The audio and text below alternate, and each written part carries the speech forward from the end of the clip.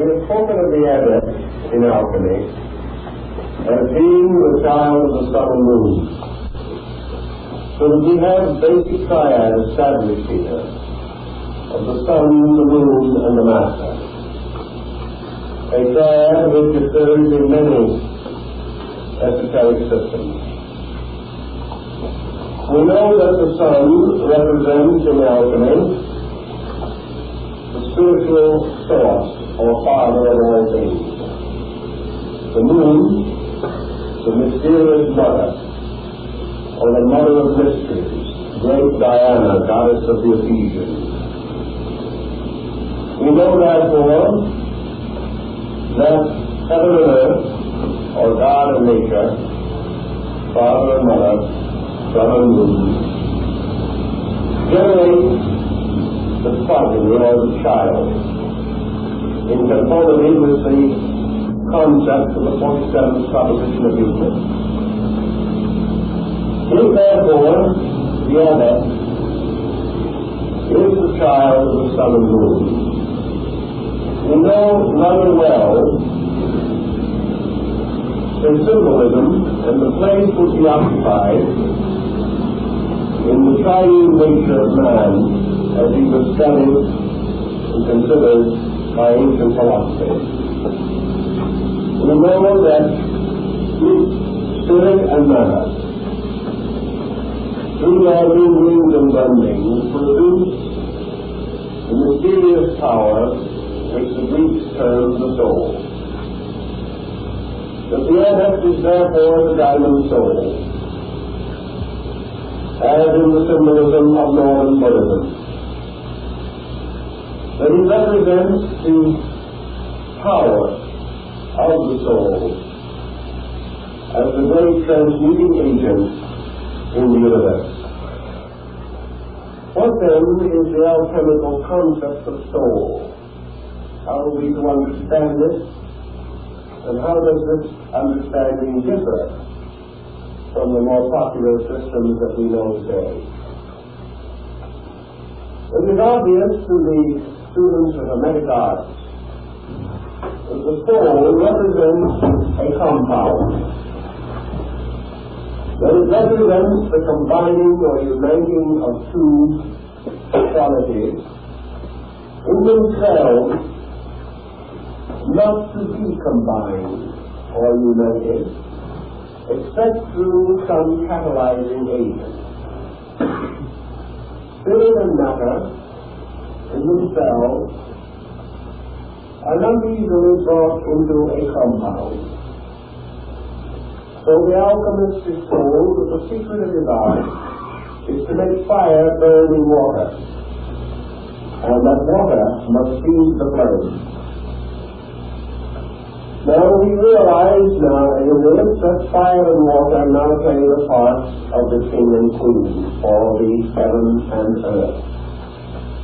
And that fire must be sustained by water, yet in our common experience, water extinguishes fire. So we are dealing not with the crude and rude elements that we know, but with certain mystical symbols, allegories based in chemistry, but extending far beyond our normal chemical speculations. The soul, being a compound, is combining two forces, or two principles, or two qualities. It represents a union of archetype and matter to produce what we call form. Therefore, within the pattern of soul lies the concept of the world form. For form must always be a compound. Form contains a compound of life and matter. It is life brought into organization through matter. It is life implanting itself or impressing itself as what Jeremy calls the signatura rerum upon the face of matter. Wherever life builds its forms and bodies, we have this formal principle. Bodies composed of matter bound together by life, and form is an ensouled matter. It is the compound of life and substance. Thus the soul has a dual nature. Part of its nature representing an extension downward from the sphere of life or consciousness, and part of its nature being an extension upward from the world of bodies, from the world of matter. Thus in the great apocryphal book of Enoch, we hear the story of the sons of heaven descending to the daughters of men and taking them for wives, and the progeny were giants, and there were giants upon the earth in those days. Now the sons of God and the daughters of men are again spirits and bodies. The union of the principle of life brought into identity with the principle of matter. And these two combining to create organizations, organisms, compound creatures. And of this compounding, the most basic, according to the Greeks, was this compound which is called the soul. Either the world soul, which is the compound of heaven and earth, or the human soul, which is the compound of consciousness and matter. In alchemy, therefore, the soul becomes the great laboratory within which the experimentation takes place. And the problem in regeneration in alchemy is to solve the mystery of the soul, to transform its present state into that of the diamond or agate soul. The soul we recognize as containing within it two essential elements. One, the emotional or psychic nature, the other, the mental or rational nature. We know that reason and emotion represents the sum and mood on the level of the soul, and that these two again must unite to produce a new instrument or a new being, which we have mentioned already and have said was the alchemical homunculus, or the artificially created being. We have also learned that in the development of the nature of souls in alchemy, the soul becomes the instrument of function upon a level of being which is infinitely more subtle and refined than that of our objective life. To the alchemist, therefore, the mystery of the soul, its creation, its unfoldment, its development, this mystery was carefully concealed under a series of chemical formulas. And each disciple was expected and presumed to be able ultimately to solve these formulas. Each was a rebus to which he must give his own internal meditation. It was a symbol upon which he must contemplate, and through which he must release his own instinctive apperception of these mysteries of life. Then let us try to analyze the processes creating the soul, and why man, peculiarly endowed with this instrument, has a destiny unique among the created things of the earth and of nature. To understand this, we must borrow something from the later Egyptian religion, that phase of it which developed under the Greek pharaohs of Egypt, the Ptolemies, where the mysteries and rituals of the earlier religion were brought under certain philosophical disciplines from Greece, and thereby made more intelligible to us. In the Egyptian mystery, the soul was a secondary structure consisting of 7 essential internal ingredients. These in themselves the Egyptians called the 7 souls. And to each of these souls was given one of the great psychic behavior problems of human experience and consciousness.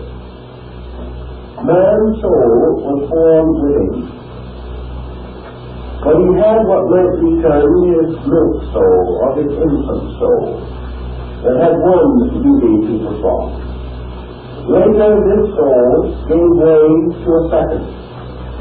More correctly, the soul itself unfolded and became a second kind of soul, which had to do with the extension and expansion of his body and the principle of growth, the unfoldment from within himself, the extension of the vital nervous system throughout the fabric of his body, the gradual control of body by the power within it.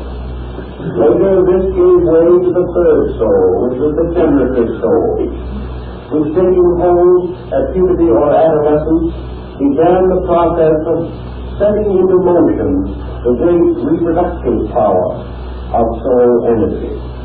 And so it proceeded step by step in these and other forms until it finally came to the adept soul, or the highest part of man's psychical life.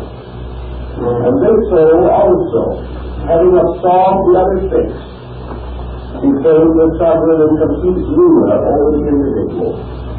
And if this soul was perfected during life, this individual then had a consciousness after death and received a conscious place in immortality. This then was not the soul that finished in the sky, but the soul that could go on to the abode of the gods in the blessed land of Amentet. So the soul of man was something he had to earn, something he had to create or build by his own activity. And this soul manifested to him through the unfoldment of his own inner life. The maturing of his soul was his great work. And having reached the maturity of the body, growth must go on, and the person in the body must grow, must unfold its own potential and achieve its own complete identity. When it did so, the soul then became, more or less, the vehicle of the self, and the individual, stepping across from body, took up his natural and proper abode within the structure of his own soul. He was then what the Egyptians called a blessed soul, one established in everlastingness, and having achieved then to the adept state. In a way, this is the same concept that underlies the concept of the Hindu Mahatma, for Mahatma simply means great soul, a being in whom this internal power has accomplished its transmutation or its wonderful work. In Christianity, the messianic soul is represented by the avatar or the Christos. And this is the Christ in you, which is the hope of glory, and which, if it be lifted up, will raise all things unto it. Thus, the death and resurrection of the Messiah represents the soul cycle, or the death and resurrection of the life, or the life.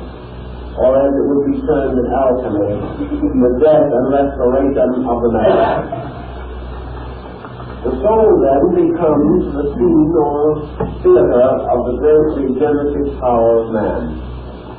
And it is composed by the release of these two polarized extremes of consciousness. One of the releases is achieved from below by the building of what we call the personality. And the personality, when properly and naturally mature, makes its positive contribution to the psychic and soul life of the individual. Through the building and integration of the personality, we achieve, therefore, one of the essential elements of the soul. We become masters of the working of salt. For salt represents, in alchemy, the power of experience, or the growth of man from below upward. The growth of his lower nature, we will say, the unfoldment of it towards the light of truth. Now, the lower nature of man ascends gradually through the physical, through the emotional and mental life, until finally it reaches the apex of its own achievement on the level of reason. Therefore, from below upward, man builds gradually the rational power, the rational faculties of his own nature.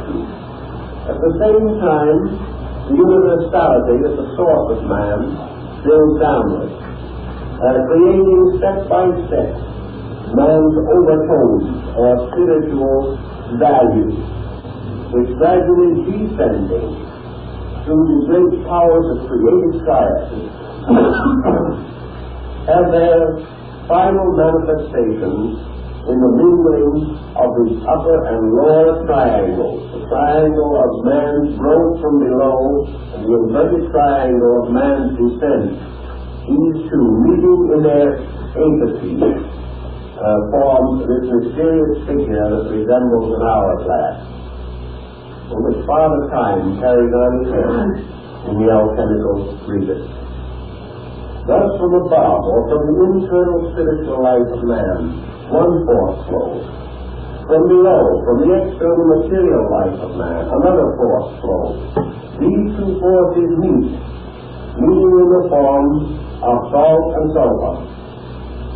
And the mingling and meeting of these two makes possible the birth of the homunculus.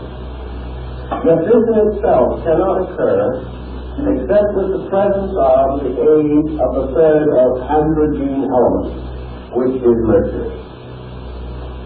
And mercury is a very powerful catalytic agent in alchemy. It makes possible the building or binding of the two principles.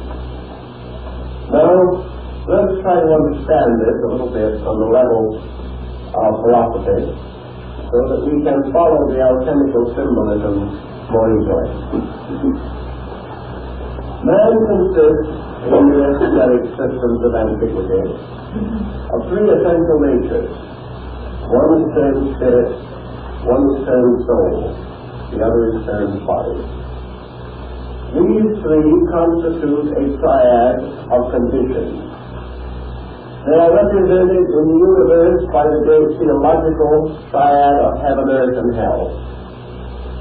And they are represented wherever symbolism arises as a threefold division of existence. A division which consists of a superior part, and an inferior part, and a middle region between. In the Nordic religions of the Gothic rites of Germany and the organic rites of Scandinavia, the eternal tree, or the tree of the universe, is very much key to this symbolism. At the roots the tree is down in the darkness of Henheim, where the serpents of oblivion are forever gnawing at its roots. The other part of the tree extends to the highest abode of the gods, in Asgard. And here the spirit dwells, and Odin, seated upon his great throne, looks down upon the world. In the middle distance between the world of darkness below and the world of light above is Midgard, the abode of mortals. And here upon a flat plate-like surface in the old Gothic concept was the world's surface as we see it, with mountains and rivers and continents. And here all the races of human beings dwelt, suspended or supported upon the branches of this great tree, twixt heaven and earth, or twixt the above and the below, between spirit and matter, ruling over all things. Thus humanity collectively is emblematic of the world soul. The human being is upon the level of the world soul development. And mankind is therefore the personification of the principle of soul. He is composed, therefore, of an animal nature which is less than soul, and of a divine nature that is more than soul. And between these, he has his existence, partaking of both, and possessing within himself the power of extending his own consciousness above or below the medium line upon which he exists. Thus the individual, as the Greeks pointed out, may verge by inclination downward, and when the focal point of consciousness descends in the direction of body, the result is a materialist. Or an individual who becomes more and more completely immersed in matter or in material things. He is like Narcissus, who seeing his own reflection in the pool, hastens to embrace his likeness, and falling into the pool is drowned. Thus the soul of man, seeking its own likeness in matter, rushes toward it, and in that way descends into the mystery of generation, and becomes possessed and obsessed by bodies. Plato gives us a very good description of this experience. On the other hand, man is capable, by a positive extension of himself, of ascending above the Vivian level of soul and approaching a spiritual state. He thereby, through his aspirations, through the unfoldment of his own spiritual nature, becomes an idealist rather than a materialist. And by his ideals, he verges toward reality. Yet man, if he descends, may not remain constantly upon this lower level, because he is superior to it, and must inevitably drift back to his true place. Likewise, if he ascends above the level of his own integration, he may not be able to maintain this elevation, but falls back again into his own place. But man has a certain aura, a certain field of extension, either upward or downward, by which he can actually experience something of the divine and something of the base, something that is better than he is, something that is worse than he is. So he occupies this middle distance and is the actual embodiment of the power of soul itself. The alchemist conceives the soul to be composed of the seven metals, and therefore, in symbolism, working with the soul involves the transmutation of these metals, the power of releasing from the metals their soul energy or power. For as Alchemy points out, when you are working with material medicine, you must work with material elements. But when you are seeking to remedy the sickness of the soul, you must work not with the bodies of the minerals and metals, but with their souls, or the energies which are locked within them. Thus it is not with growth of food metals that we shall correct the deficiencies of the soul. We must therefore have a special and refined metal, which we have passed through certain regeneration.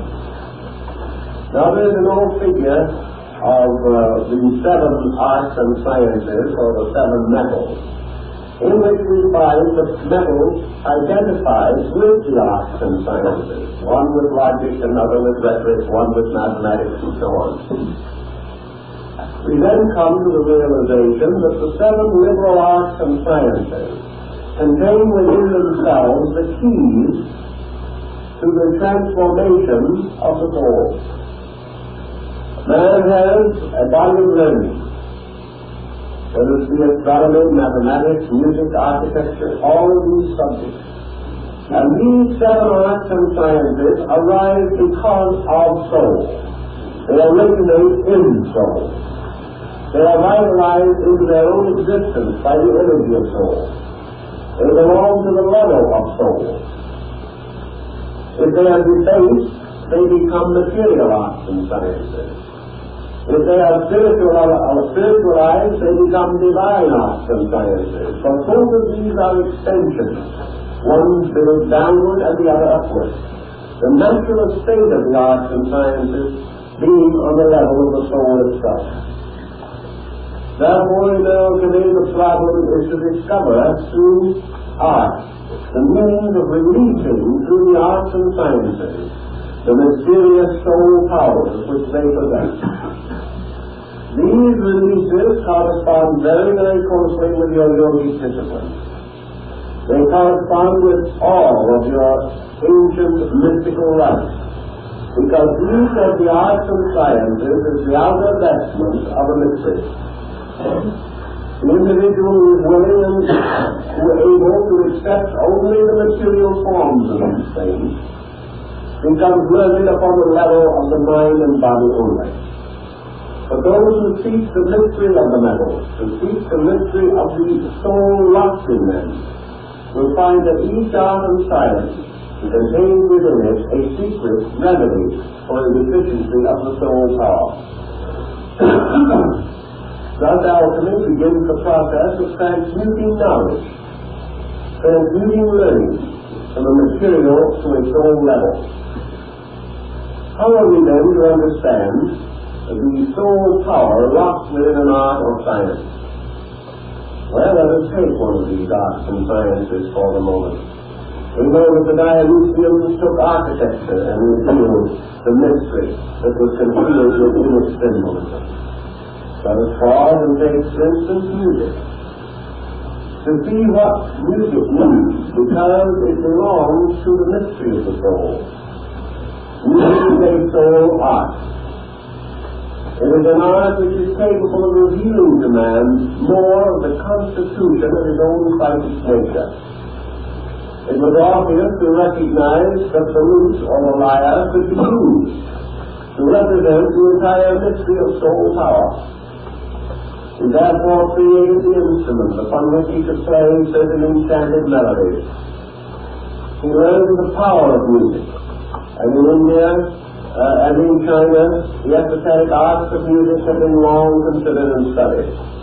By degrees, through the knowledge of music, with the application of its principles, man can come to a clear and concise understanding of the nature of his own inner psychic life.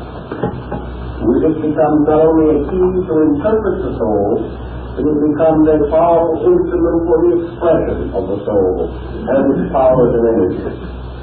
Thus, each of the arts and sciences becomes one of the dimensions of the soul's release project, and in turn gives man one of the facets or keys to his own understanding of soul life. Man being naturally a soul, living upon the level of soul, it means that he is suspended in his own existence between the spiritual and material extremes, and therefore he must advance upon this narrow path which divides him from the universe of causes above and the universe of effects below. He straddles these like the Colossus of Rhodes, or like the ancient man of the Kabbalah, with one foot upon the earth and the other upon the sea. And wherever the alchemical symbolism arises, we see the repetition of these figures. Now, if we go into mysticism, alchemical mysticism,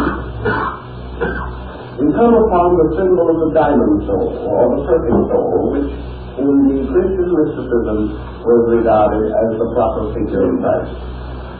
Christ, therefore, is the adept soul. It is the perfected, redeeming soul within man. It is the soul that dies in man for man, and is reborn through man by the resurrection of the soul in man. Then he says the soul in man is planted like a seed, and that all things in nature possess within them the seeds of soul, and that these seeds of the soul power can be caused to grow, and by the fertilizing of these seeds and their growth, and the constant tending of them by the wise gardener, old Cronus, that these souls will grow and will bear their fruit, and this fruit will be for the healing of the nations and for all that suffers. Now, Cronus, the one-legged gardener, of course, is the keeper of the tree of life, and he represents time. and he is time which makes all things come to their natural growth and harvest. Therefore all things that are ordained are perfected by time and are under the guardianship of time, and are fulfilled in time.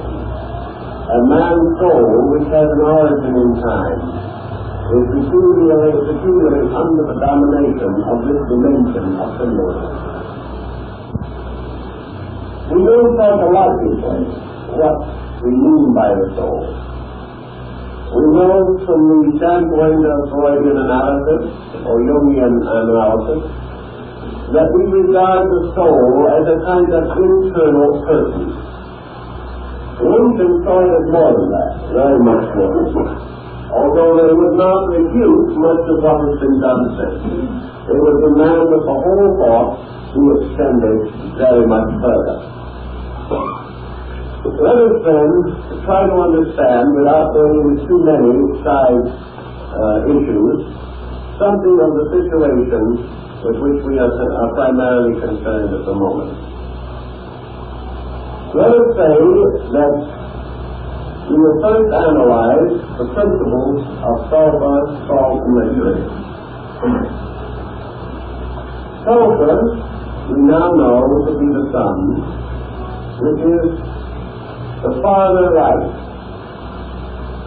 The sun is universal being, universal reality, universal light. The sun also is the seat or ground of cosmic consciousness. It is the cause and source of reality. It is reality. It is being. It is actuality. It is universal existence, forever existing, and forever full of life, forever germinal or seminal, filled with seed, forever bestowing itself. On the level of man's experiences, he turns his spiritual nature, and he conceives of a spiritual entity, nourished and sustained by this spiritual life of the universe. And he therefore accepts the king both as spirit and as God, and makes the king the administrator of all the laws, principles of nature, and the source of all concepts of divinity, the one, the beautiful, and the good. This being is total and complete light. Light not of the physical world, but of the inner world. The light of the fullness of spiritual grace in all matters. This is then sulfur, which is the fire which sustains itself forever, and is the principle of fire in all things. This is the source of the fire of aspiration. This is the source of the ever-burning lamp of the altar fire that never fails. It is the symbol of the spiritual identity, the spiritual interior of everything that exists. Salt, we have to remember, is associated with the tragedy of Lot's wife, who turned back and was turned into a pillar of salt. Salt is the symbol of crystallization. Salt then tells us the story of bodies. It tells us the story of matter. It tells us that the extreme polar opposite of absolute life is relative privation of life. Because the alchemists did not believe that there could be a place anywhere which was totally devoid of life. Thus, the greater degree of life is sulfur, and the least conceivable degree of life is salt. He carries it on the moral plane, where the philosopher of old said that evil is the least degree of good. Therefore, salt is the least degree of sulfur. The salt must consume salt,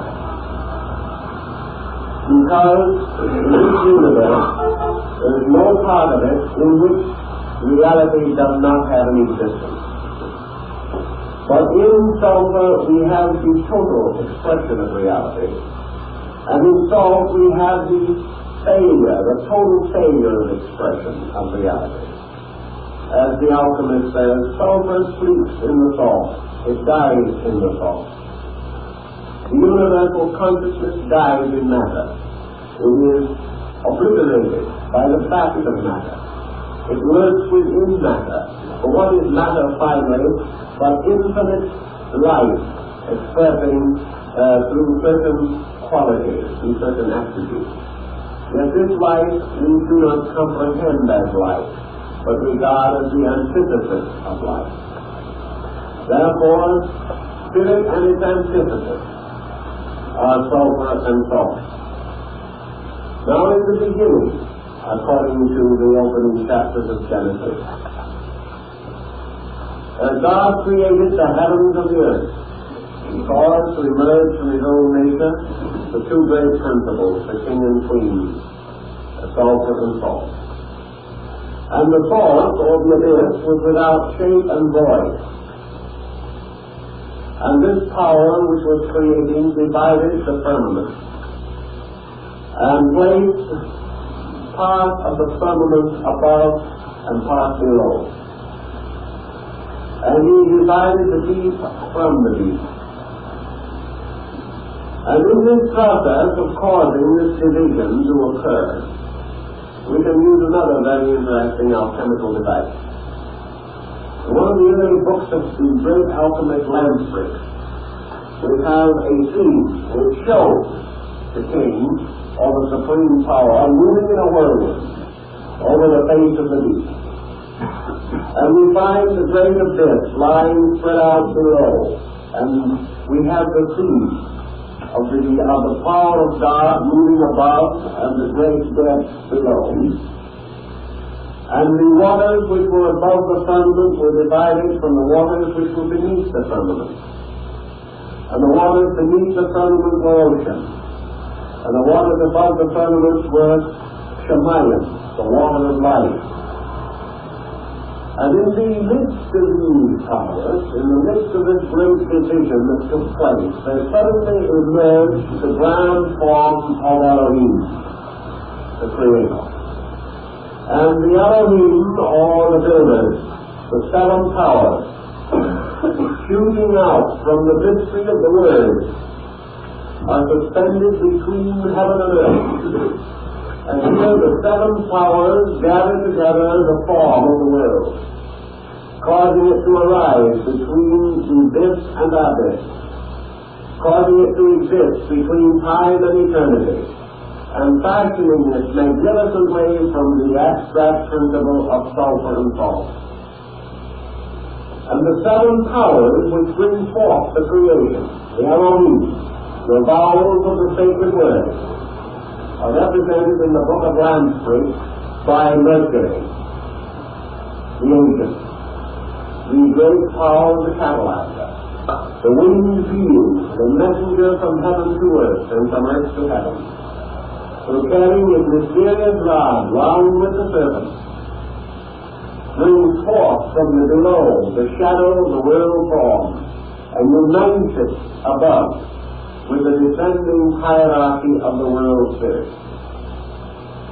So between these two extremes of ether and chaos, time and eternity, being and not being, and out of the great darkness that David called the Umbra, comes forth the mystery of the primary and primordial generation.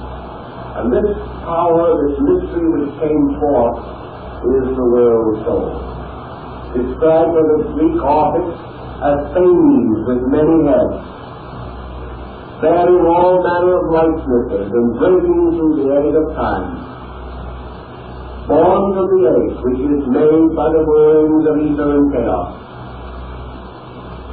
All these symbols go right back to the same basic principle, namely that the ancients recognized that existence was the result of the striving of polarities, or of opposite beings. And Einstein has come to practically the same concept. That life and life as we know it are the friction of the motions, the qualitative motions of basic energies. not the quantitative but the qualitative motion. And that these bring forth the revealed form of things out of the great abyss, out of the great darkness. This is the meaning of the Hindu concept that these creations came as a result of will and yoga. The duality produces between itself a being in which its own attributes are present, and this being is called the soul, the universal soul, fashioned in the womb of chaos. And this soul becomes the basis of the creation of the human soul, which in turn is the child of striving, the progeny of the mingling of heaven and earth, of time and eternity, of being and not being. The soul's man is engendered by being and not being, by realization and ignorance, by experience and intuition, by reason and love, and by the mingling of all the opposites, which goes forth into this vast psychic container from which will be born the radiant form of the deity Hades, bursting from the age and taking power and supremacy over the dark field of mystery in which it was created or conceived. Soul, therefore, represents the objectification of spirit and matter, brought together as a being. And all things that emerge in the middle distances of man's experience are therefore distinctly related to soul itself. Now, in the further development of this same allegory, we have Adam introduced as a being into which the breath of life was breathed. Now, if we go back into the ancient Kabbalistic legends about Adam, we find that Adam's body was composed of the 7 planets, that each one of these great powers of space bestowed an attribute upon him. And each of these in turn gave a traitor to Adam, so that when he became a living thing, Adam contained within himself the 7 souls. And at that time it was also conceived that he was androgynous, male-female in 2 forms united back to back, and that the Lord of the Elohim cut them asunder, and made the male-female being into a male and female being. Here again is a definite allegory about the soul, for the soul itself is essentially an androgynous being. We have a story which we told you about some time ago in connection with Balzac's story of Sarapita, in which we have again this allegory of the soul. This particular treatment developed according to the philosophy of Baron Swedenborg. So in the alchemical, to return to it once more, we have the union of the life and chaos, of time and eternity within a bubble. We have the miniature replica of all that has been done, taking place within the soul of the human being himself, the alchemical resource. And in the study of this mystery, we find that man recapitulates by a series of renovations or a series of augmentations, as they are termed in chemistry, the history and generation of his world, the formation of his own nature and being, and the final release of his own soul. Now, as the soul is composed of the strivings of spirit and matter, and is bound into this artificial compound by the magic wand of Hermes, it becomes essential to our subject to try to understand more about the reasons for its existence and the ultimate end for which it is intended. The reason why the soul has to have an existence is because man himself is actually a soul being. He is therefore a soul being without a body on the level of his own nature. This is due to the emblematic or symbolic fall. For by the fall, a soul fell into a body.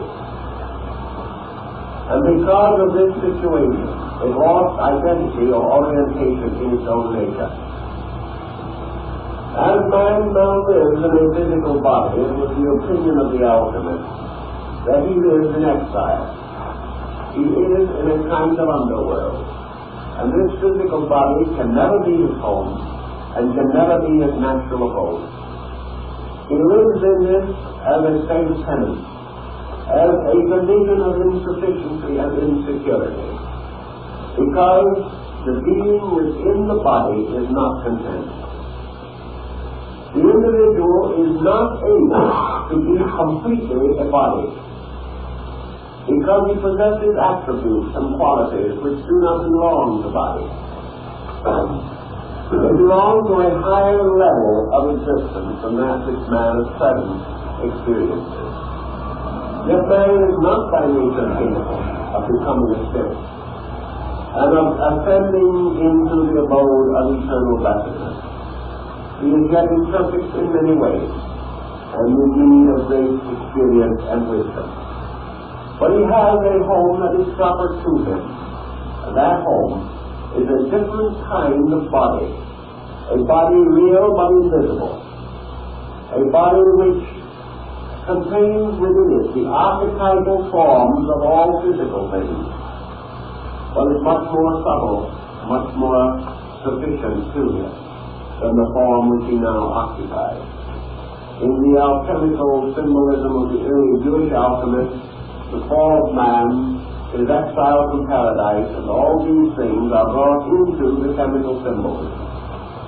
Because it is assumed that man is a wanderer, a stranger in body, that as long as he remains completely in body, he remains in a state inferior to his natural destiny. Therefore, as his growth proceeds, as he advances in the unfoldment of his own nature, he begins to build a new body within himself. A body which originates within his own heart, for the heart is the womb of the second body. And in this heart is born within him the concept of a superior state, a concept of a life apart from body, a life not an immortality after death, but a functioning existence. A man has lived a long time, and his race has existed a long time. And just as sure as man, through his achievements, has built a complex material culture that is passed on from generation to generation, so through his inner experience, he has propagated the soul. This soul goes on and grows from generation to generation, thus as his outer civilization increases. Therefore, the individual born into the world today is not born soulless. He is born as a compound of mind, soul, body, spirit. And within him is this unfinished soul, which is like the unfinished temple of Solomon the King, which is the temple of his own inner life. He therefore has a certain sharing or participating in the soul, a sharing which is greater than that of the aboriginal world.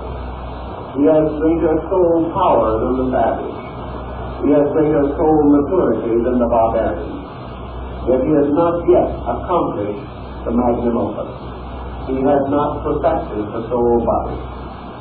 So as he grows up in his material life today, he grows up as a partial soul within a body.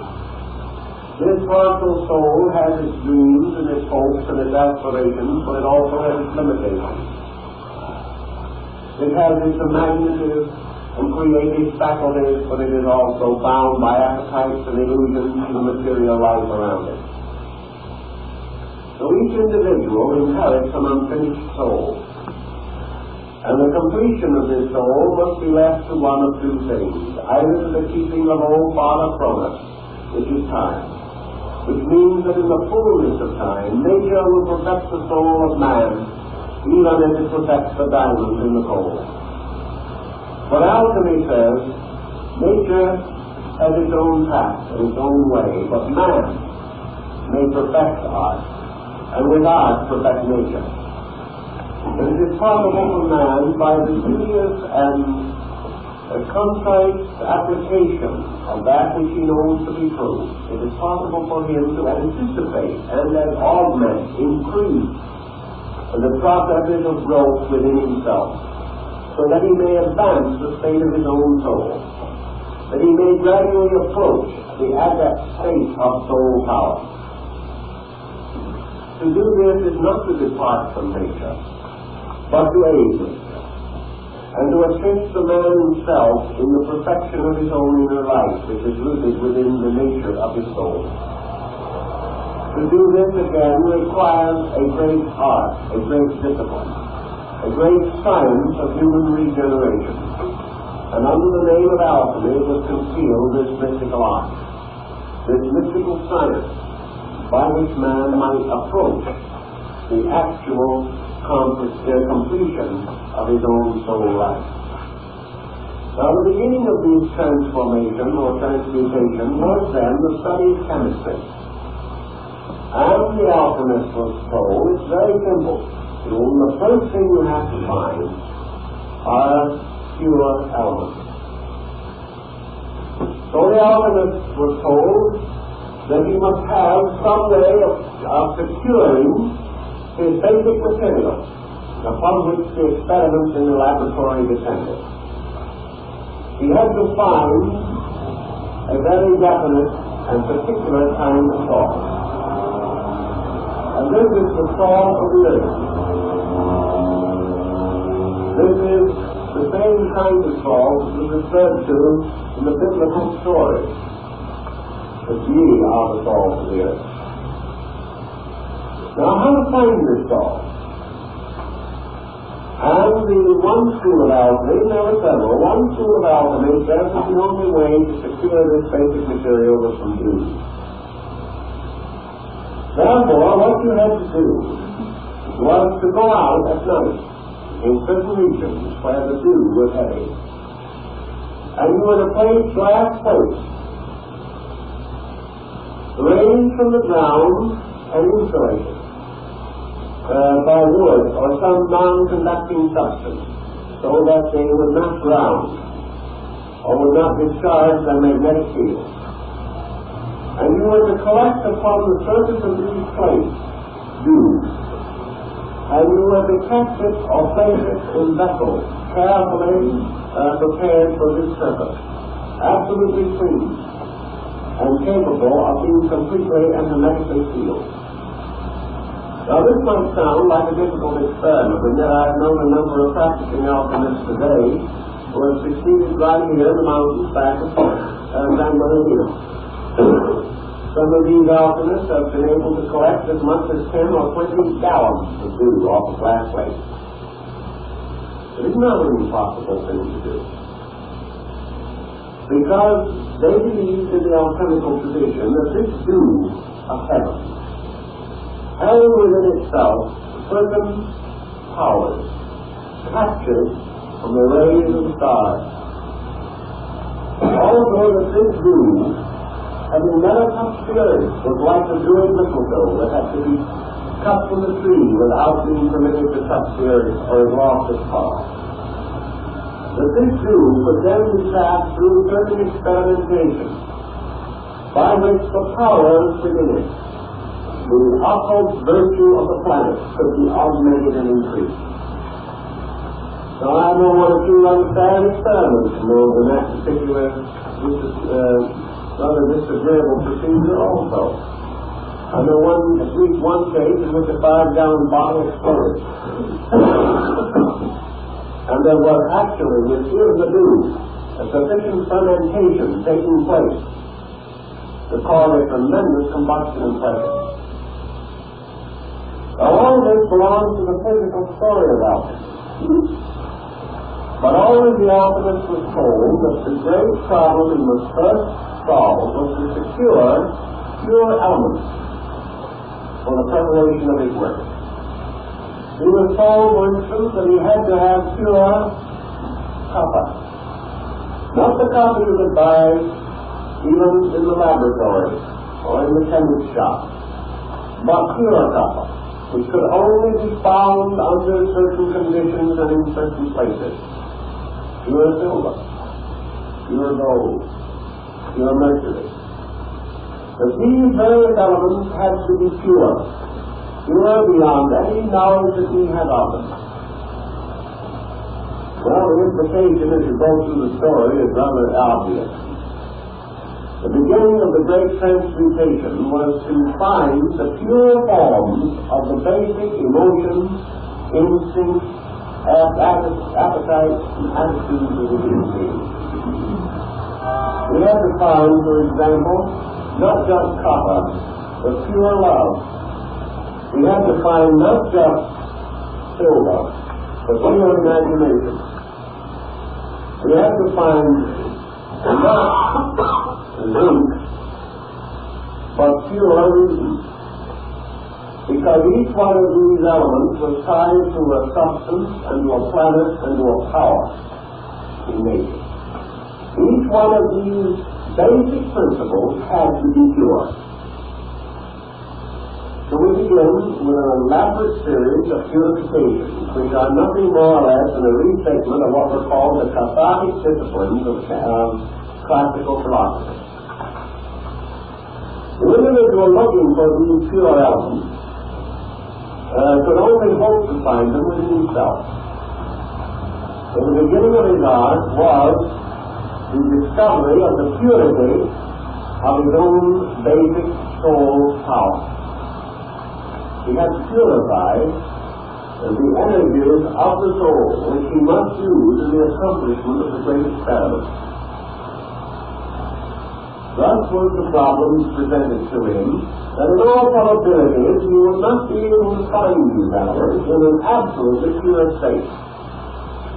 Consequently, his first duty after he had discovered elements suitable to his purpose was the continuance of the process of purification by fire.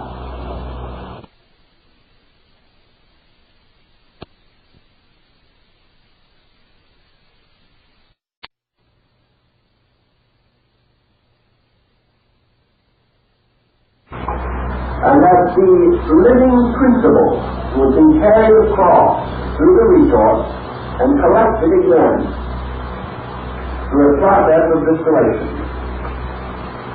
Therefore, that the purification consisted of cycles of distillation.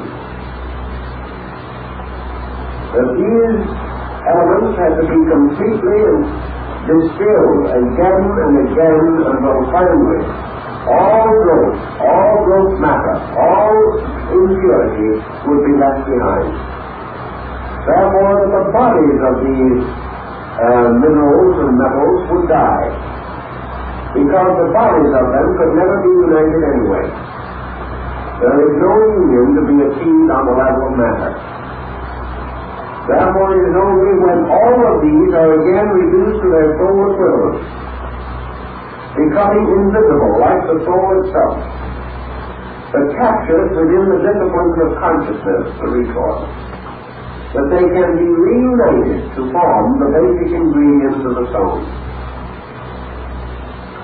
Let's put that then onto another level of language and try to see what we are working with.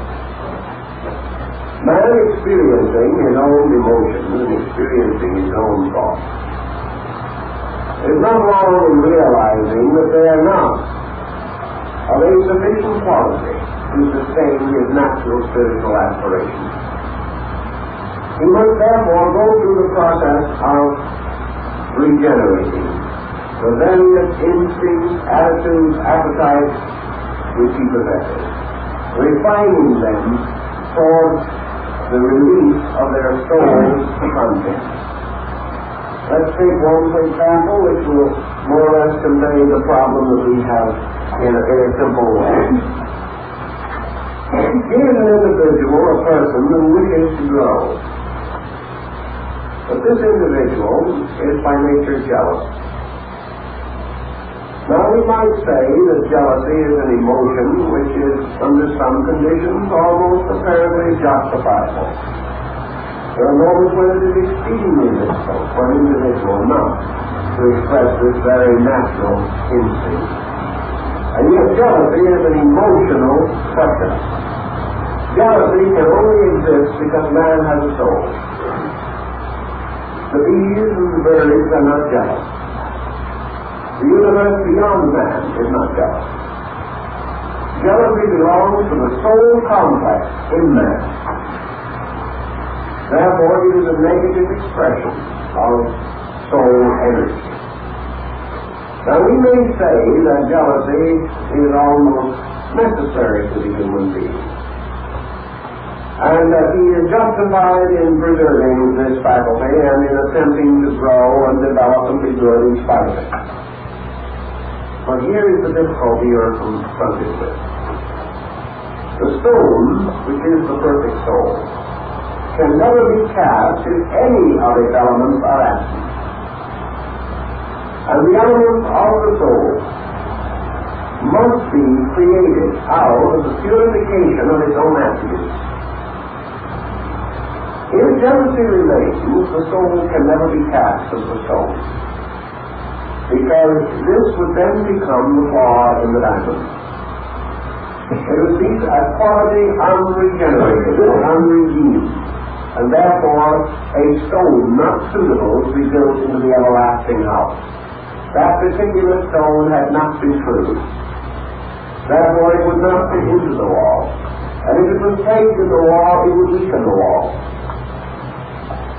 In the alchemical symbolism, therefore, every one of the extensions of the soul, represented by the minerals and metals, must be redeemed in itself before it can be mixed into the great compound of the molten sea. And the individual working with his alchemy, therefore, experiences within himself many emotions and instincts: fear, doubt, grief, pride, anxiety, worry, hate, criticism, condemnation, bigotry, prejudice. All of these are soul faculties to its basic elements. Knowledge and its effect upon man must be broken down. It must all be brought to a condition of calcination. Every idea the human being has must be tried by fire, and its growth must be burned away. To accomplish this is a great task, exciting the most earnest endeavors of the most thoughtful, conscientious, and courageous person. But by alchemy, gradually, all of these elements are reduced. And we have a very dissimilar state in other schools of mystical thinking. We have, for example, the Eastern system, where under the Guru concept of instruction, the disciple is taught to unlearn what he has previously known, is taught to discipline himself against any extremes or intensities of his own disposition, and is finally shown how, through this complete regeneration of himself, to approach to the universal which lies beyond it. This is precisely the same implication as in the story of Alchemy. Now, having assumed for the moment that we have a grasp of the problem of basic elements, now we must pass on to the next degree of the art of the stone. Actually, what the alchemist is attempting to produce here is not immediately the transformation of his own totality, but the production of the agent of this transformation. And this agent is the red lion. So the red lion, of course, is another solar or sun symbol. But it is most particularly an alchemical device. It is the name given to the final formula and its production. Now in alchemy, when all the elements and all the ingredients are brought together in an exactly perfect manner, and the experiment with all its rotation is carried through to the end, the adept achieves what is called the powder of projection. This is a small amount of an incredibly powerful agent. Paracelsus is said to have carried a small amount of this agent in the hilt of his sword after it was made for him and presented to him by the adepts of alchemy in Constantinople. The purpose of this agent is that it becomes universal in its application. It can perform any and all mysteries. One grain of this powder cast upon base metals will transmute 200,000 times its own weight into pure gold. One grain of this powder dissolved in wine will become the universal medicine and will keep the individual in the same condition of life forever. One grain of this mysterious powder, if incorporated with certain ingredients and accepted into the system under a certain type of method, can produce all-knowing and the power to read every secret locked in nature. Here is the diamond soul, the diamond stone. Here is the elixir of life. Here is the universal medicine. Here is the absolute transmuting agent. This mysterious powder called the red lion. And the red lion is fashioned out of the complete agreement of the metals, in which all, having been reduced to their essential principle, they are fused together by one tremendous experiment. And out of that complete fusing, under terrific heat and combustion, yet in a completely sealed vessel, which must not leak or in any way weaken, under a strange and wonderful procedure, which appears as a miniature of the complete forming of the universe. The alchemist, watching his retort, sees cosmos emerge from chaos, sees the ordering of all life, beholds the thunders of heaven and the rumbles of the underworld, sees lightning flashes and creatures appear and disappear within the vessel, and finally comes the great quietude that follows all this tremendous combustion. And that which is in the bottom of the vessel when it is finished is this wonderful radiant mass, shimmering, shining like the treasure of the Rhine gold, a mysterious and priceless tincture which can become the complete mystery of universal power. What are we dealing with? What is the story? What is it that can transmute this tremendous mass of anything into true gold? Under the complete story of the casting of the stone, there's only one possible allegory that we can conceive of. The story taking place in the laboratory bottle is identical with the wonderful description given in the Eastern Scriptures of the illumination of Buddha. The magnificent experience, which is the complete recapitulation of the spiritual life of man, is illumination itself. It is the achievement of universal consciousness. Therefore, consciousness in its universal state is the mysterious powder of projection. This is the red light. For one grain of it can transform 100,000 times its own weight of error into pure truth. Wherever it is turned, whatever it is done, when it is done with it, it achieves the perfection of the great work. Universal consciousness sustains all things, preserves all things, and fulfills all things. Therefore, the true adept possessing the stone is the individual who has achieved universal consciousness within himself. This is his stone. Because from that time on, everything is transmuted by his own understanding. Everything is transmuted by his own spiritual internal. Sin and death vanish from the world because man understands through them. Ignorance is gone forever. So all the problems and burdens of worldliness are transformed into the blessed recognition of truth. So by means of consciousness, truth is revealed in all things. Now, says the alchemist, when this powder of projection is placed in the 100,000 times its own weight of gross metals, does it actually transform them?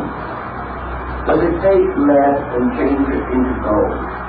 The alchemist says not in that way. He says the reason why lead can be transformed into gold is because the spirit of gold is already present in the lead. You can form no transmutation unless the spirit of the metal you seek is already present under the surface or under the appearance of something else. Therefore, the discovery of truth is not the manufacture of truth, but the recognition of ever-existing truth. Universal consciousness cannot create truth, but it can discover truth and augment it in all things by an alchemical process, revealing truth and making it available as a positive expression of consciousness. In the same way, the alchemist says that he can perpetuate life forever once he possesses the stone. The stone here, as universal consciousness, assures him of the absolute survival of life. It does not necessarily mean he will live in the same body forever. But having attained internal enlightenment, there is no darkness possible, and the mystery of death is solved forever. Therefore, everlasting life is bestowed by consciousness itself.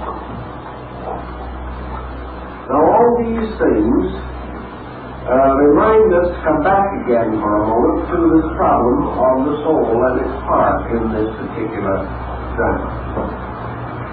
Universal consciousness in man exists, but is locked away from his visible and knowable consciousness by something.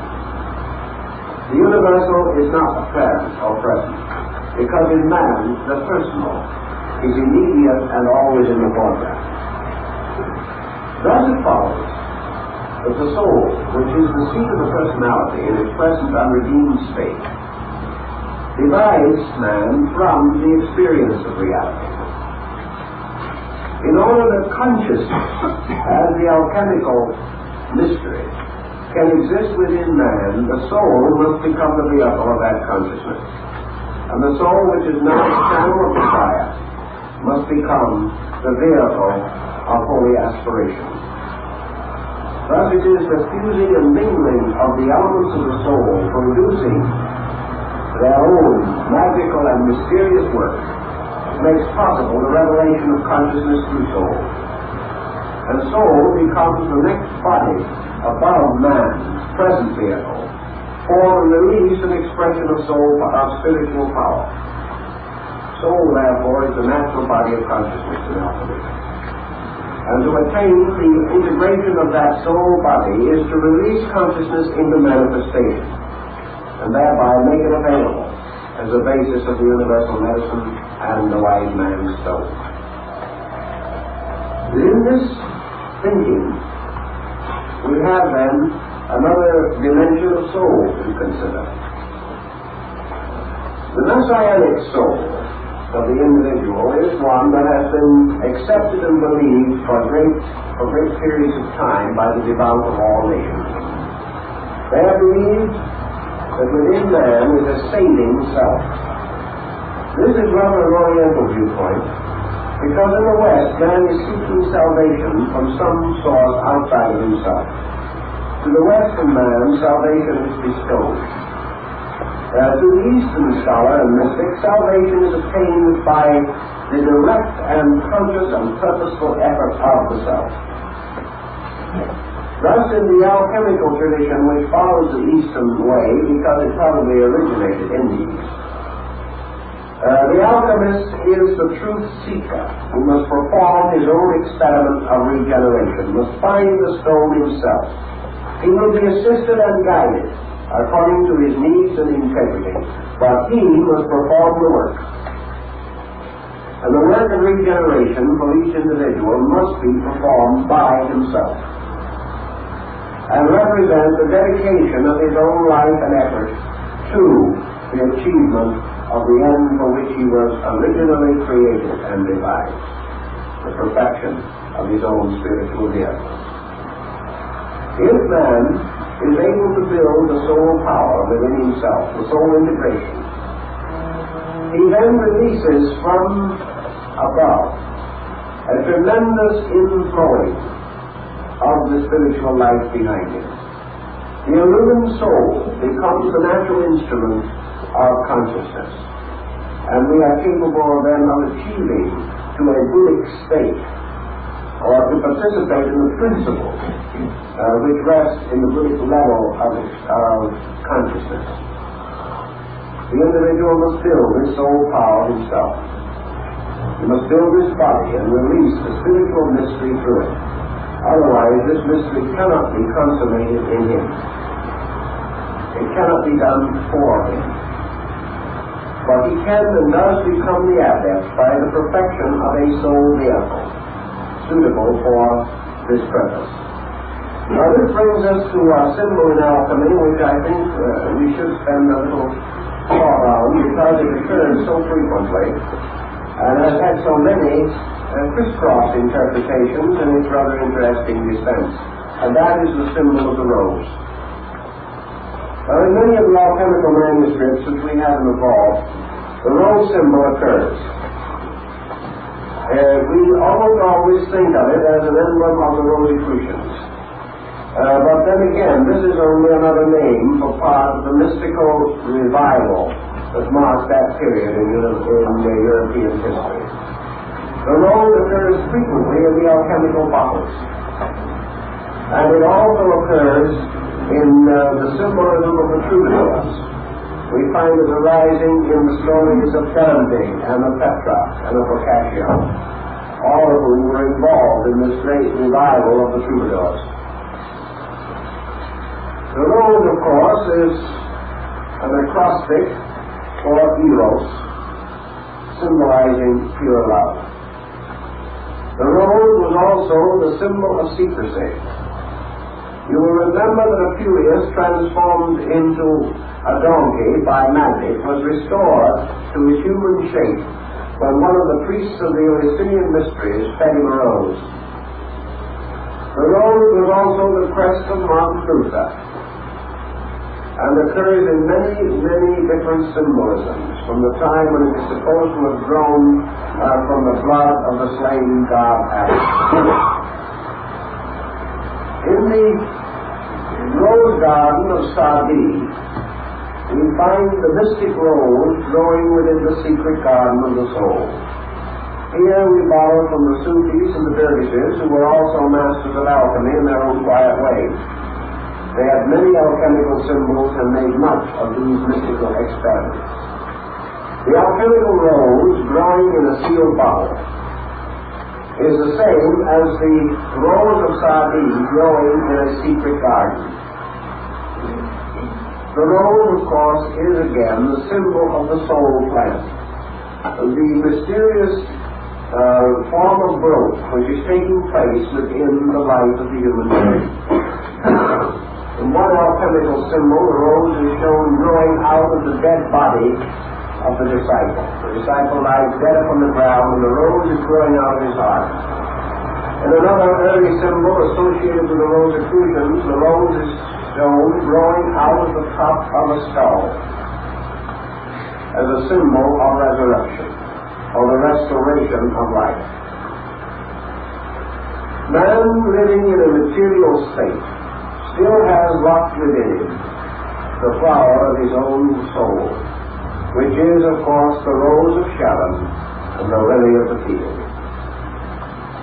Now, in the course of growth, the inner or spiritual life of man is seen growing from the death or from the death head, the skull, as a sign of the spiritual promise of soul power locked within body. Man's resurrection from the dead is life growing from death, and from his dead materiality, in the dismal failure of his material ambitions and purposes, must grow the flower of his own immortality. Each human being has this flower, which is also a symbolical alchemical plant. And occurring in the bottle of the alchemist is again the story of the growth of the mystical love under the warmth of the furnace, the warmth of holy aspiration and piety. The rose has many other interesting meanings.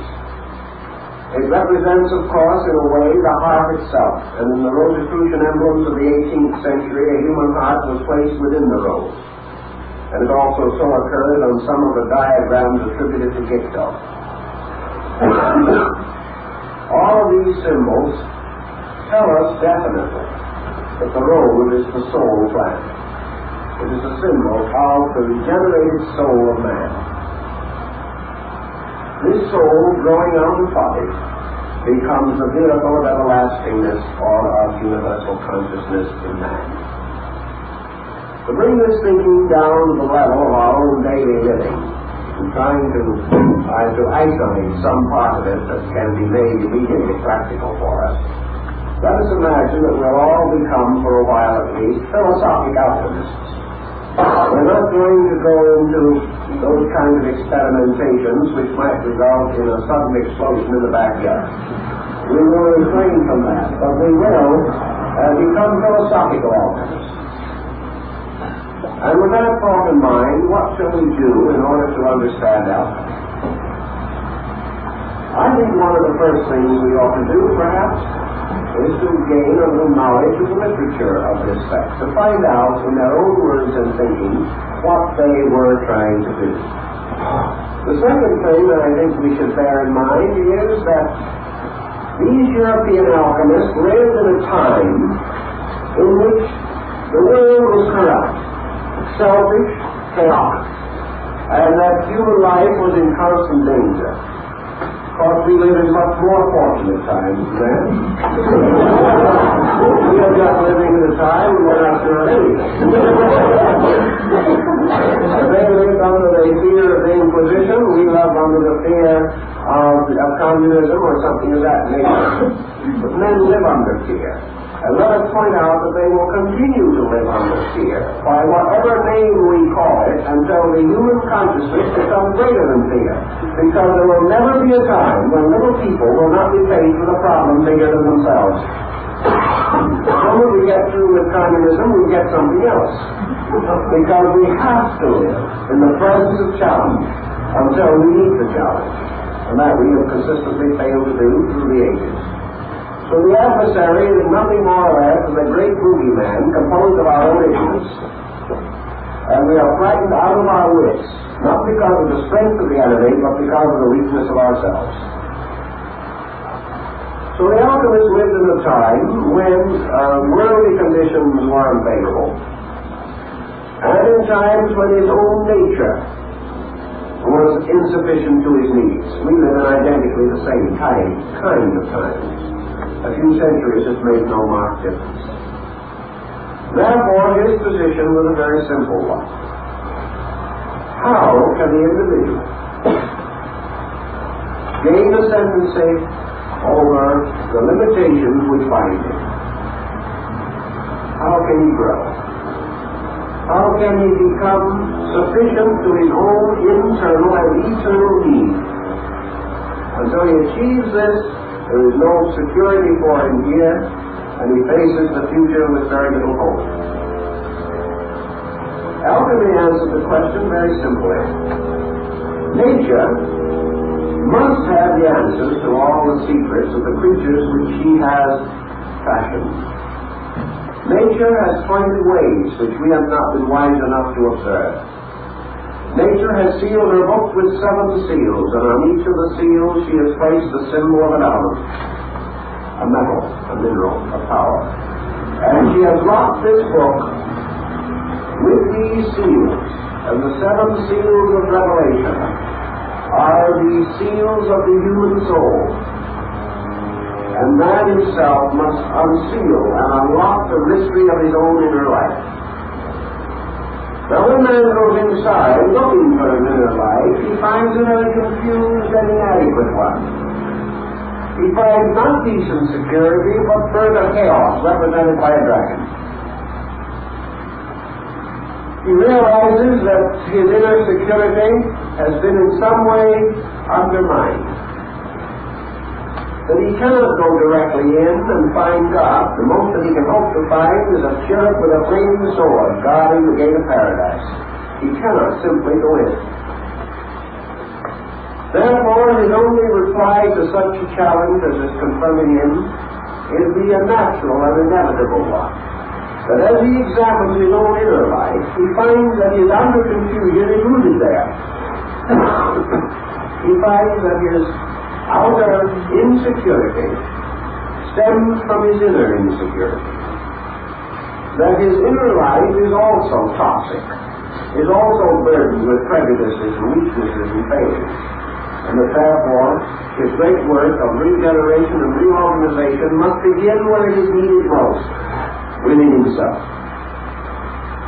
He also knows that it is most unlikely that he will be able to accomplish this regeneration simply by wishing it could happen, or even by hoping, or perhaps by faith or even prayer. He cannot learn to play the piano by prayer, so there is some doubt as to whether he can save his own soul that way.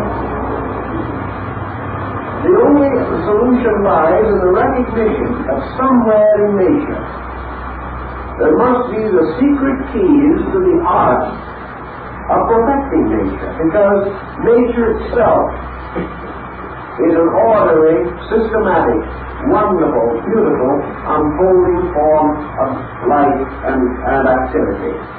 Therefore, the laws governing this must be available to the individual who will search for them. And there must also be arts and sciences by means of which the regeneration of man is possible.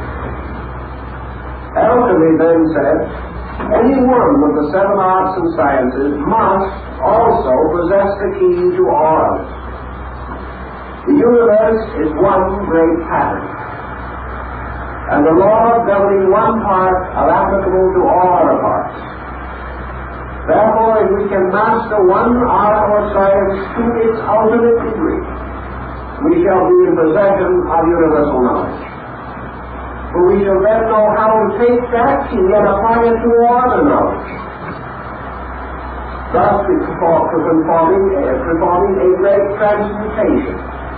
Or we can put this power of projection that we have discovered in alchemy and apply it to all other sciences and transform them also, and discover the secret gold which is contained within them. So the Hermetic school took chemistry, involving most of the then-known astronomy, astrology, geology, and to a degree anthropology, as its field, declaring that there is no place in the universe where the immediate operations of nature can be more easily regulated than in the laboratory of experimentation. Even in science today, the same attitude is generally held. That which is demonstrated in the laboratory we regard as highly factual. We are also learning from alchemy today that practically every conceivable discovery that man needs for the advancement of his own condition can be developed from a study of chemical reactions. We are mastering little by little mysteries of chemistry that even the alchemists did not know. But he, with one single broad sweep of analogical reasoning, conceived of the fact that there was a key to human regeneration identical with the chemistry of metals and minerals. If therefore he could solve one, he would solve the other. Now, it is the same thing as someone taking up a study today. Let us say that someone decides to study Vedanta, or someone else decides to study Platonism, or another Buddhism. None of these things studied for themselves, and by themselves, and for the sake of learning, will ever unfold their mysteries. You can study Platonism or Buddhism for 100 years and still end a materialist. You can study all of these things and at best achieve only to a state of philosophical idealism. You can recognize the value and the beauty and the dignity and the wonder of it all and still be exactly the same person you were before. Or very nearly so. Probably you cannot work with any subject indefinitely without a little of it rubbing off. But you can remain comparatively underprivileged in a world of opportunities. Alchemy, the chemist decided the same thing. You would study chemistry from now on. And still, you would only be a gold maker. Living in constant danger of blowing yourself into the other world by one of his own experiments. The solution did not lie simply on this development of the level. But the alchemist discovered what the devout Platonists and the true Buddhists discovered. That the amount of learning that he can attain is geared very closely to the amount of acceptance which develops within his own nature. If, in his studies, he is receptive, if he is relaxed, if he makes quiet but natural use of the full endowment of his consciousness and mind, he gradually develops the ability to apperceive certain overtones. It gradually dawns upon him that the outer forms of things are but shells and shadows, and that each one of these processes locks within it a universal truth to be discovered by meditation upon the process, not by acceptance of the process alone. This is what Solomon Trismosan told us long ago in the study of alchemy, that by the contemplation of the laws governing chemical experimentation, man suddenly feels within himself the stirring of a creating power. He begins to feel chemistry. He begins to experience the moods of chemistry. And little by little, the bottles and the laboratories and the retorts sort of fade away. And the individual finds himself a magician in a living universe of elements and powers. By degrees, he gains an internal, intuitive insight into the truths behind the facts. And it is only when the truth is released from the fact that it becomes dynamic. The fact is chemistry. The truth is alchemy. Because the truth must be alive. It is a living spiritual law.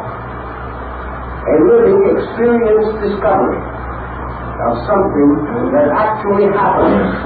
Of something which happens to the individual himself.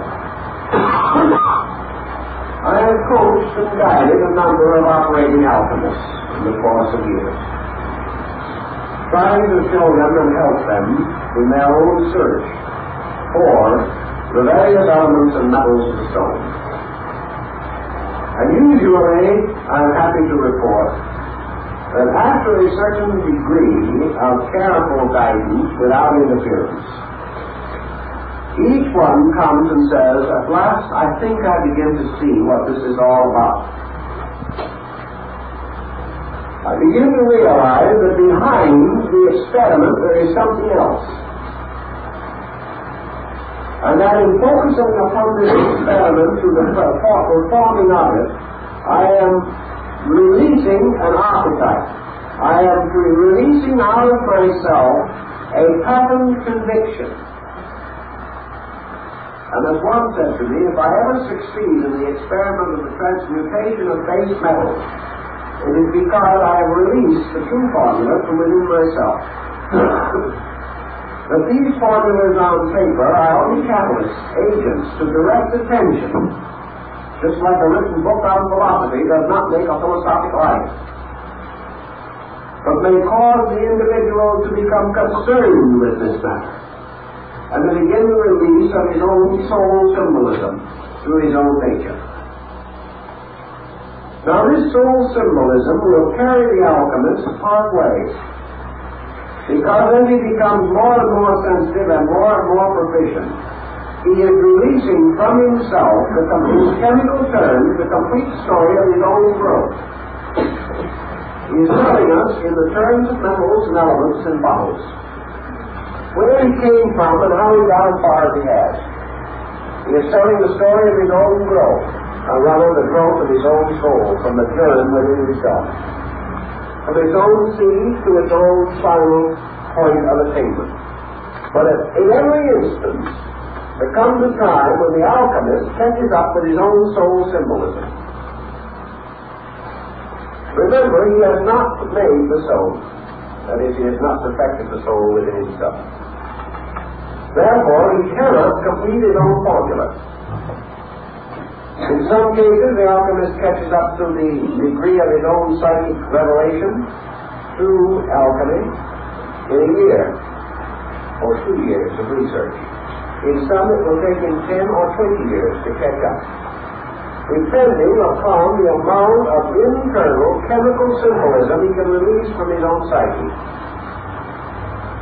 Because his psyche is then only telling the story of itself under the symbolism of the art of chemistry. It chooses that vehicle because the alchemist has studied chemistry, because it has become the natural channel for the expression of his own internal. If that same artist had studied painting, then the psychic nature would come through in color, line, and composition. But it comes through chemistry to the chemist, and to the individual who has accepted the psychological challenge of chemistry as the key to universals. So the time comes when the alchemist catches up to himself and he's stuck. He cannot carry the experiment any further, because he has gone no further. Then he comes to the point where recapitulation, or the old cycles of augmentation cease, and he stands in the presence of a new work. Now we find this not only in the case of alchemy, but we find it in the case of living. You'll find it in public schools. You will find that with each school child, there will come the point where that child has reached as far as its own soul recapitulation will permit. From that time on, the education of that child becomes increasingly difficult. And under certain racial limitations and so forth, that will, our educational advancement usually ceases. The individual can't go any further because he has gone as far as he could. More correctly, he has gone as far as he has ever gone. And that means that from there on, life becomes new growth rather than recapitulation. This is a much slower and more difficult process. In alchemy, at this stage in the problem, the chemist becomes the hopelessly confused one who prays for assistance and guidance.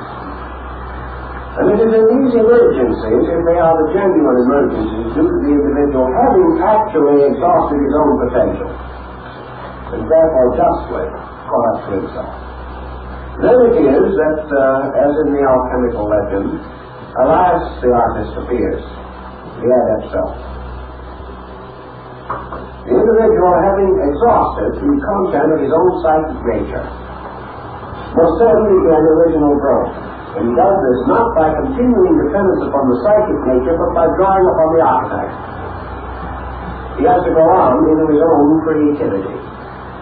Therefore, alas, the artist appears, which is the adept self, a symbol of consciousness coming to the assistance of the mind. And this cannot happen until the psychic load has been exhausted, Because until it is exhausted, it stands between the individual and any further growth. But when the negative part of the soul has been disproved and cast aside by art, and the positive achievements of the psyche have been released to their fullest extent, the individual is then caught with himself totally, as far as a psychic being is concerned. Then on the outside symbolism, the old master comes and tells him what to do. On the inner psychic symbolism, he begins to draw upon archetype, or upon new work. Then he receives the new design, or the new symbol, which must carry him to the next degree. From that time on, instead of being built by soul, he begins to build soul.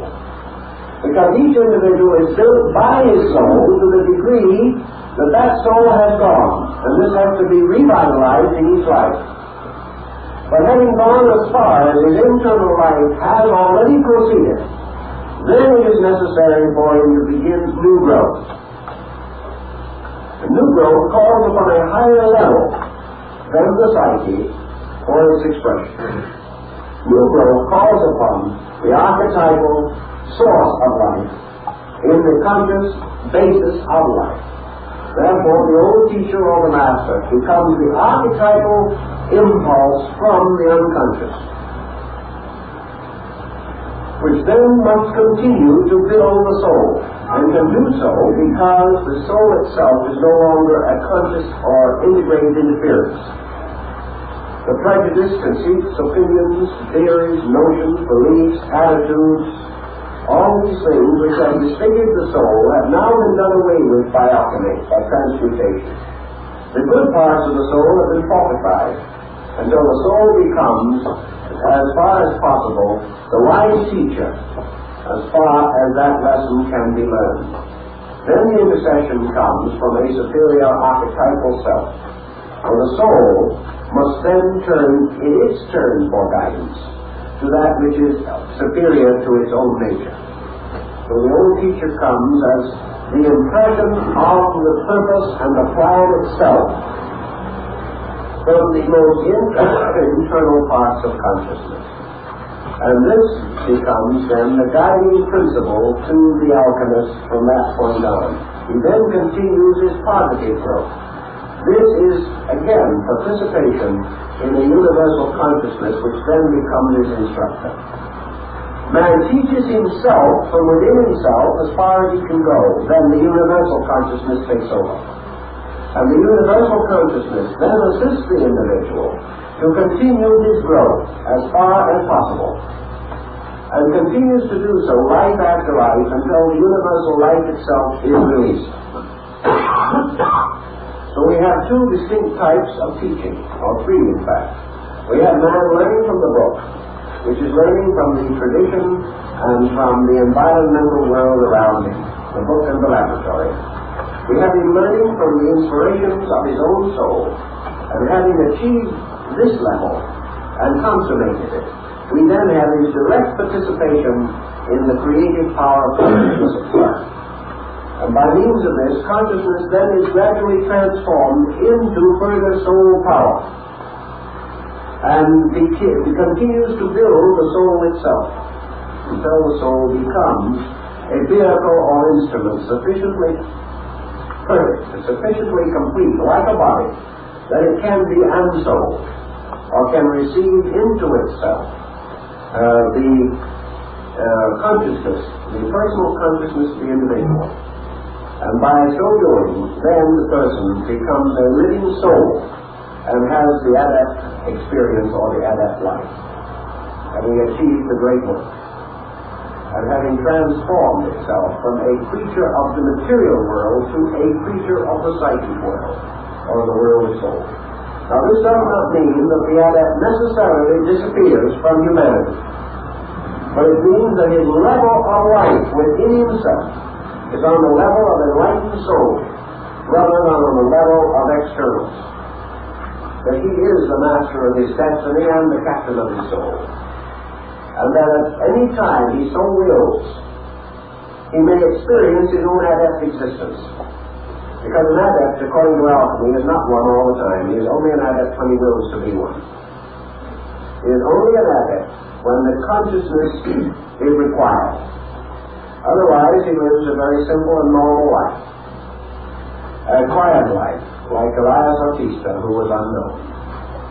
But the adept has available the immediate contact with internals, and is therefore in a position to call upon faculties superior to those of the average person when the need arises.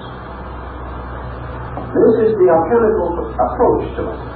But I think it is very interesting and important to realize that the chemist reaches the point where he cannot go on without calling upon archetypes. And in this begins his new work of proceeding as a creating chemist.